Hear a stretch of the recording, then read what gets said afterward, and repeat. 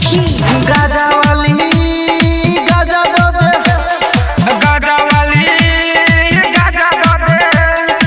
एक नंबर बड़ा का गजेरी छिए हम गाजा वाली। एक नंबर बड़ा का गजेरी छिए हम, बनिया वाला गाजा ला तू बिया वाला कम। गाजा वाली गाजा दो दे, गाजा वाली गाजा दो दे, देसी वाला गाजा ला केमिकल वाला कम। गाजा वाली गाजा दो दे। डीजे अजय, डीजे अजय सजी फेस कहाँ घर है? बिस्फी बिस्फी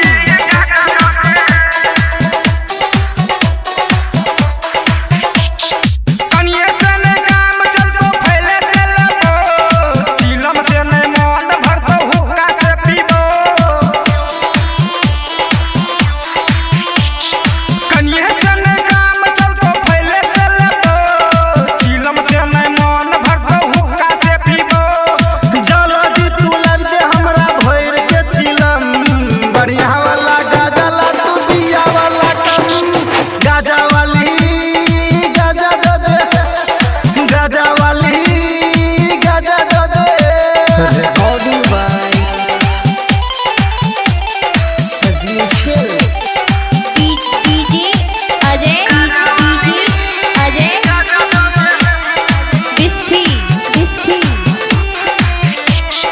केहन छी तू तो सब लोग जाने छो, संग महक हमर यार जाने छो। केहन जिया लोग सब लोग जाने छो, संग मका हमर ई यार जाने छो। गैर बात सुन के न पाबै छी गम, बनिया वाला गाजा ला तू बिया वाला कम। गाजा वाली गाजा दो दे, गाजा वाली गाजा दो दे। रिकॉर्डिंग बाय सजी फेस गाजा वाली गाजा दो दे। गजन देवी दबा बाल भजतो, अखन तोरा बुरा हाल भजतो।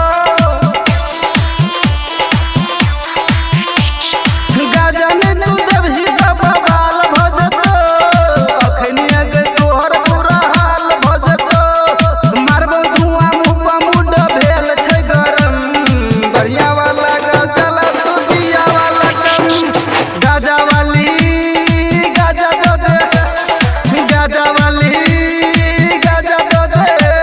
Recording by Ajay, DJ Ajay सजी फेस कहाँ घर है?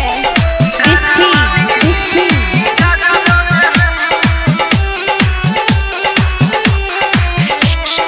गजब के नाच करबो झूम झूम के, मजा लेबो ढोरी तोहर झूम झूम के।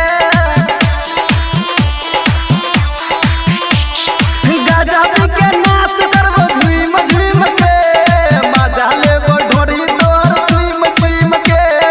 गाजा गुलाबी तोहर करो गमागम, बढ़िया वाला गाजा ला तू बिया वाला कम। गाजा वाली गाजा दो दे, गाजा वाली गाजा दो दे। रिकॉर्डिंग बाय सजी फेस